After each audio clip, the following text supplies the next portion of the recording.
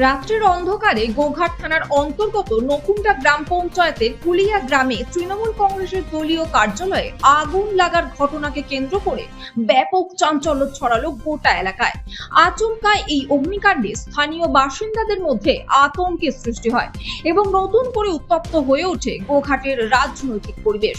উল্লেখযোগ্যভাবে মাত্র 2 দিন আগেই কামারপুকুরের লাহাবাজার এলাকায় বিজেপি দলীয় পতাকা ও ব্যানার পোড়ানোর ঘটনায় তীব্র রাজনৈতিক উত্তেজনা তৈরি হয়েছিল।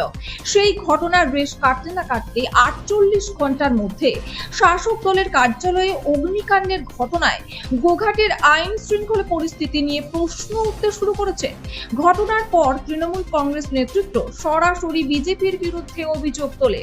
তাদের দাবি 2026 সালের বিধানসভা নির্বাচনের আগে রাজনৈতিক অস্থিরতা তৈরির উদ্দেশ্যেই পরিকল্পিতভাবে এই অগ্নিকাণ্ড ঘটানো হয়েছে।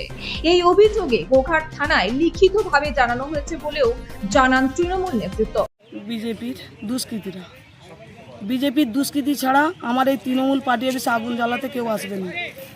সিপিএম ছিল, সিপিএমের এরকম অত্যাচার ছিল না যে পার্টি অফিসে আগুন ধরিয়ে দেবো, তৃণমূলের পতাকা ফেলে দেবো, এই মানসিকতাগুলো ওনাদের ছিল না। আজকে কুলিয়া গ্রামে একটা আমাদের আজকে মর্মান্তিক ঘটনা ঘটে গেছে, ওনারা ছিল বলে কিন্তু আজকে আমার পার্টি অফিসটা আজকে আমার আগুনটা নিমাতে পারলাম। নাহলে 12:30টার সময়, রাত্রি 12:30টার সময় মানুষ কে জেগে বসে থাকবে বলুন যে পার্টি অফিসে কেউ আগুন ধরে দিবে? কোনো মানুষ কেউ ভাবতে পারে না। আর কি আগুন ধরেছে? পতাকাগুলো যেগুলো ছিল আমাদের তৃণমূলের পতাকাগুলোকে সবগুলোকে পুড়িয়ে দিয়েছে। একটাও দেখুন পার্টি অফিসটায় পতাকা রাখেন না।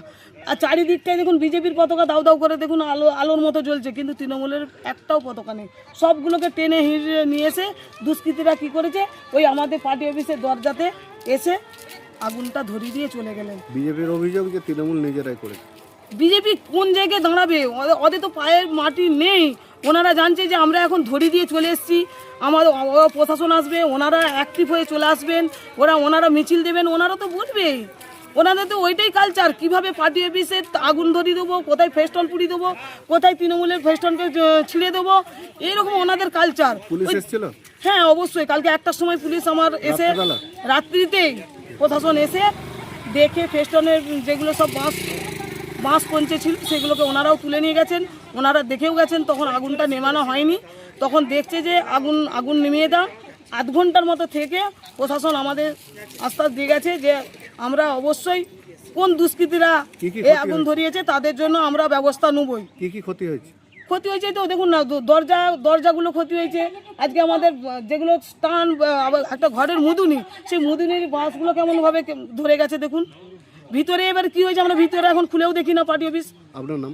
আমার নাম শ্যামলী ঘোষ। থানায় কি অভিযোগ করেছেন? অভিযোগ অবশ্যই অভিযোগ করব। আজকে পাল্টা মিছিলও দেবো আমরা আজকে তৃণমূলের পাল্টা মিছিলও দেবো। এই জায়গাটার নাম কি? কুলিয়া তৃণমূল কংগ্রেসের পার্টি অফিস। অন্যদিকে অভিযোগ উড়িয়ে দিয়েছেন আরামবাগ সাংগঠনিক জেলার বিজেপি নেত্রী দোলন দাস। তিনি বলেন, এই ধরনের ঘটনা বিজেপি রাজনৈতিক সংস্কৃতির সঙ্গে যায় না। তৃণমূল কংগ্রেসের অভ্যন্তরীণ কোন্দলের জেরেই এই ঘটনা ঘটেছে।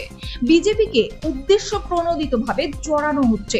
পরপর 2 রাজনৈতিক শিবিরকে ঘিরে অগ্নিকাণ্ডের ঘটনায় গোঘাট জুড়ে রাজনৈতিক উত্তেজনা ক্রমশ বাড়ছে।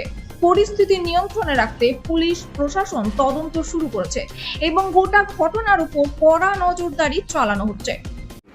বিজেপির কার্যকর্তাদের যথেষ্ট শিক্ষা আছে।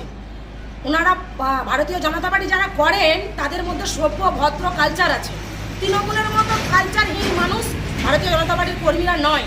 আপনি দেখেছেন যে কিছুদিন আগে তৃণমূলের 2টো গোষ্ঠী ভাগ হয়ে গেছে। 2টো গোষ্ঠীর মধ্য দিয়ে কখনো দেখছেন একটা গোষ্ঠী পার্টি অফিসে তালা দিচ্ছে আর একটা গোষ্ঠী এসে হামলা করছে, আবার দেখছেন কখনো আর একটা গোষ্ঠী গিয়ে পথ অবরোধ করছে। তো এই মিডিয়ার মধ্য দিয়ে আমরা তো সেটা সবাই দেখতে পাচ্ছি। আর যে পার্টি অফিসে আগুনের কথা আপনি বলছেন, ওই নেত্রী কিছুদিন আগে ওই পার্টি অফিসে নিজেই তালা মেরে দিয়েছিলেন। তো তৃণমূলের গোষ্ঠীদ্বন্দ্ব, বিজেপির ঘাড় দোষ চাপিয়ে কিছু হবে না। মানুষ দেখছে, মানুষ সব বোঝে। নিজেরা নিজেদের পার্টি অফিসে আগুন লাগাচ্ছে, নিজেরা নিজেদের পার্টি অফিসে ওরা চাবি দিচ্ছে। তৃণমূলের গোষ্ঠীদ্বন্দ্ব বিজেপির ঘাড়ে চাপিয়ে দেওয়া হচ্ছে।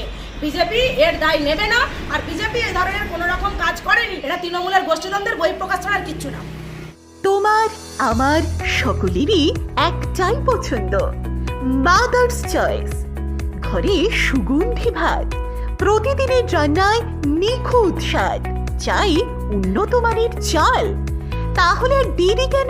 আজই যোগাযোগ করুন ধনরাজ অ্যাগ্রো ইন্ডাস্ট্রিজ প্রাইভেট লিমিটেডে। আমরা আনি আপনার টেবিলে খাঁটি ও মানসম্মত চাল মাদার্স চয়েস নামে।